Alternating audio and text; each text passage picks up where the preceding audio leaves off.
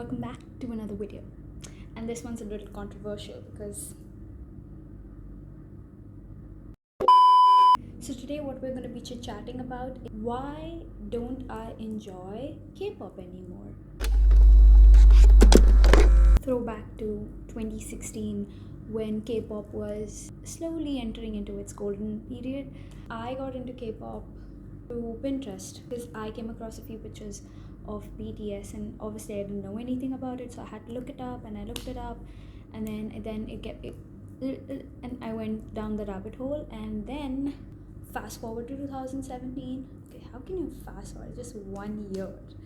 Anyways, in 2017 I already was like in army, and at that point K-pop was literally, it was crazy. Like, you had so many groups like just going super famous. Like, there was music that was actually getting global, and people were actually recognizing K-pop. There was international reach. So now to think about K-pop, why I think K-pop gained so much popularity in such a small time. Obviously K-pop existed way before 2016-15, or I have no offense to you, but certain groups in the third generation that helped, create this global identity. Obviously, I am not saying that the other gens are bad. I'm just saying that maybe the third gen had more resources and they had more chances and opportunities to go global. They had more pathways to connect to an international audience as compared to the K-pop groups before them. We did have Gangnam Style, obviously, and Gangnam Style is debated that Gangnam Style is actually what made K-pop famous, but I think the contrary. Gangnam Style obviously was a phenomenon. The whole world was like obsessed with it for a period of time. In fact, I didn't even know it was K-pop. That's the thing.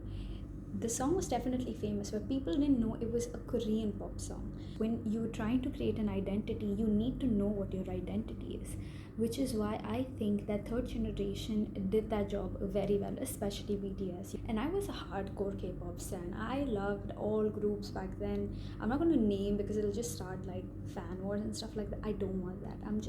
This is just my opinion and why I think I'm outgrowing my K-pop phase.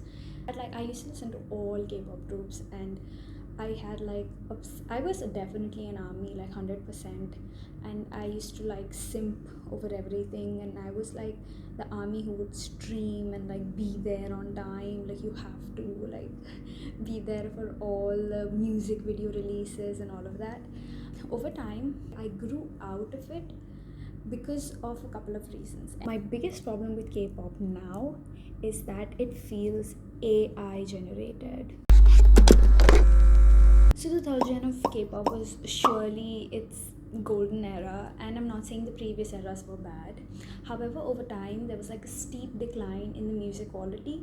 As the years progressed, the music quality got worse. And now I just feel like the main reason why I do not enjoy K-pop music specifically, is because constant repetition, and second of all, there's zero creativity. I do not find any creativity at all. I just feel like it's just, we're seeing the constant cycle of the same concepts being squeezed out again. And this is not targeting any kind of companies or groups. I'm just trying to say that the music quality has declined overall. One of the biggest problems I feel is that in K-pop I have no options left to explore.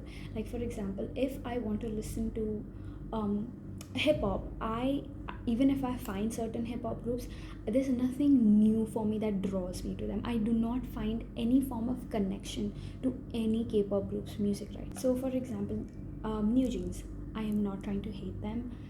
Of course, they're a wonderful group, talented individuals, however it is, but you cannot ignore the fact that when they debuted, they had the Y2K concept. They're not the founders of the Y2K concept, they didn't create it. And when they came out with it, the concept, it felt very refreshing. In the beginning, I really liked their concept, and I was kind of glad that, wow, we're gonna see more of such different concepts. We're going to see so many aesthetics, and we're going to explore beyond Y2K. We're going to have a lot of cores, and going to be like, again, a new era for K-pop.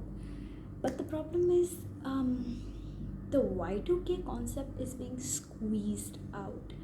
I feel like there's this obsession with manufacturing the same Y2K concept over and over again, and at this point it's become overused. I feel I it's tiring to watch the same concept again and again, watching the Y2K thingy being recycled to me in different formats. I think that the drama that is going on with hype, a conversation for another day, another video. I feel the whole of K-pop, the K-pop market has gotten incredibly saturated. Music doesn't even seem like the main criteria anymore in K-pop. It's like K-pop is suddenly obsessed with the aesthetic of being aesthetic. Like the chapter 1, why I think the music quality is declining, and I wish and I hope that K-pop like gains back its momentum and somehow pushes themselves to produce better and better music, because it's possible if you let yourself be creative. If there are talented individuals out there who are gonna ace if someone gives them a chance. So I really hope K-pop like makes music like good quality. That kind of music would really put K-pop back on the pedestal, and we could actually see K-pop being recognized for good music over the fact that K-pop only does seem right now like an aesthetic. Music has reached a global scale. Like all kinds of music are available to everyone. Almost every person can access any form of genre or any kind of music that they explore or they are interested in. They can totally access it. 2016 K-pop was like vibrant, like the concepts they were fun, vibrant, musical, colorful, and it was like lively. Like if you feel like go out and live your goddamn life, live it. Now I don't feel any kind of connection.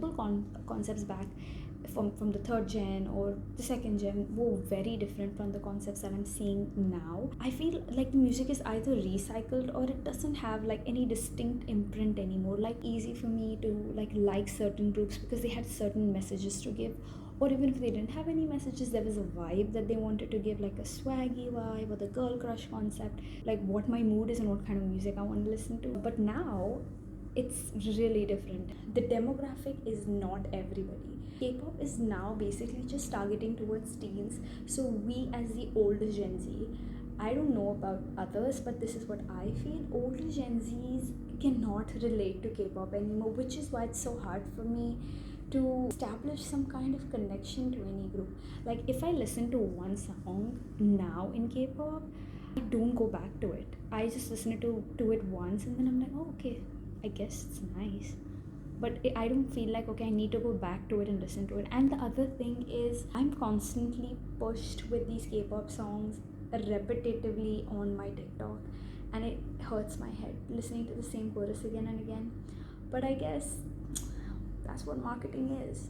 That's how you make the money. TikTok. If your demographic is changing, it means that your music production that you're putting out to the audience is also changing, which is why I think that there is a decline in creativity, which in short is leading to the steady decline of K-pop losing its global appeal.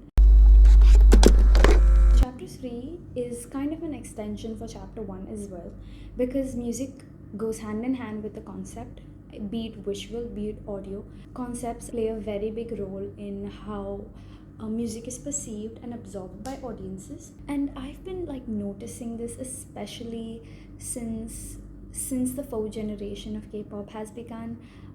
That overall talent, it's not required. Like you don't need to be extremely good at singing or dancing, as long as you have a visual appeal, as long as you have the potential to create an aesthetic of your own. For example, if you have soft doll like features, you have those siren eyes, so the potential for you to be marketed, to create an image of you that could sell in a way and become a certain aesthetic. As long as you possess that, it doesn't matter if you can't sing or dance, you will be an idol. I think it's so hard for older K-pop listeners like me or you to establish any sort of musical connection to the latest K-pop groups, because these people who are manufacturing these idols have considered the importance of musical impact. that a listener would want. They have only been considering that as long as this criteria is there, this idol is gonna be pushed and they're gonna become famous.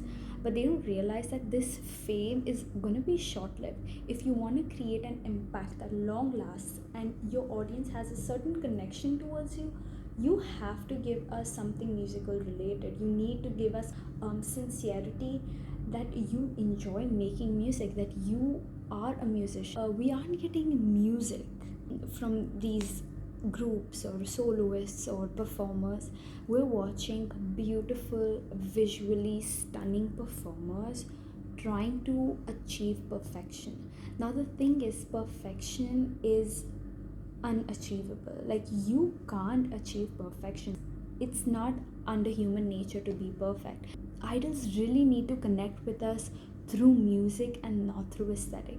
If you connect with me through aesthetics, yeah, I might enjoy it, I might love it, I might say like, yes, this is my aesthetic, I love the concept, but I might move on and or there's next aesthetic that comes. If you want me to stay with you, if you want me to be your loyal fan base, you need to connect with me far beyond aesthetic.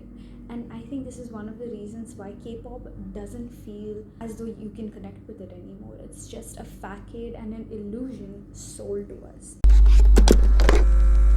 Now, this is one of the biggest reasons why I have withdrawn from K-pop, because of its dark side. I know every industry has its bad side, the horrors of being in this industry, but like K-pop is, they are on another level when it comes to this. Over the years, the audiences have gained like overwhelming media literacy. Every kind of person is affiliated to social media. They are aware of what's happening around, they know how things are, they understand responses, they judge you. There's absolutely no way that any kind of malpractice that happens in an industry, if even accidentally little is revealed, people are not gonna let it go. No matter what kind of shady acts any company does, any artist does, the people they're gonna catch you. Be it the debut of minors, or dressing these minors inappropriately, or imitation of concepts or copying concepts, and feuds between artists, and the most bizarre, disgusting, the Burning Sun scandal. I mean, I cannot, it makes my gut wrench even watching all of, the Burning Sun scandals, details. But this makes me realize that K-pop really is something that we do not know, that we do not understand, because behind the scenes there are things that we cannot comprehend is going on. K-pop has gained this impression now all over the world that K-pop has been mistreating its female idols. This could also be a reason why people like me have especially diverted their attention from the genre of K-pop. I'm not saying all the artists are bad. I'm not labeling the entire of K-pop or malicious. No. But somewhere I feel like, how would I know that this K-pop idol that I'm looking at, or this K-pop idol that I'm listening to, is genuine? K-pop creates idols as products. They view idols and groups as products.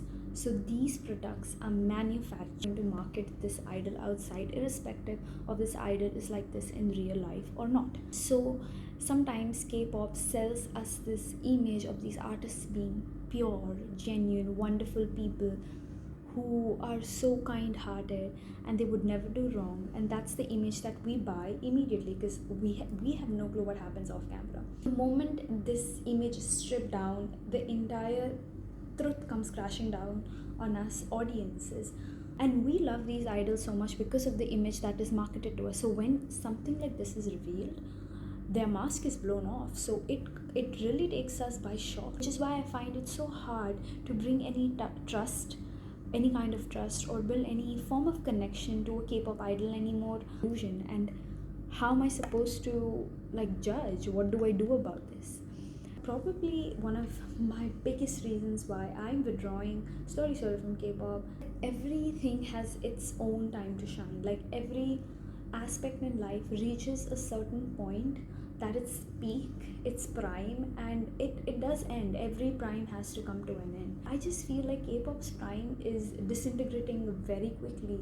They reached fame very quickly and they gained recognition so fast, and now it's slowly declining, which I just hope that there's no more scandals and bad sides to K-pop that comes out, and I hope that everyone there who's working is treated equally. There's no mistreatments, and it becomes an industry that only hopes to provide music and performances and create good artists. I hope nobody takes any offense of this video. Please, I'm not the type of person. I didn't mention a lot of K-pop groups or soloists because I'm not targeting anybody, and I hope you understand that this video intends to like harm no K-pop group or artist. This is just an attempt to understand why K-pop doesn't feel authentic anymore. I did hear IVE's new comeback. I hope that's how you say their group's name. Bruh. I also really like aespa's comeback. I think aespa is one of those groups which has so much potential, and if they're guided the right way and they're given the right choices in music, they would really be in the long run for a good K-pop group. The new song was good, and if you have any good K-pop artists that you know are authentic and maybe I do not know them, please do recommend or comment below. So if you agree or disagree with my views, please let me know in the comments below. I'd love to know your opinion. I'd love if you could share your thoughts and inputs below regarding K-pop's future or any sort of information that I must have given or some opinion that you didn't agree with. I hope you have a wonderful week. Thank you so much for watching this video and hope to see you in the next one. Take care and bye.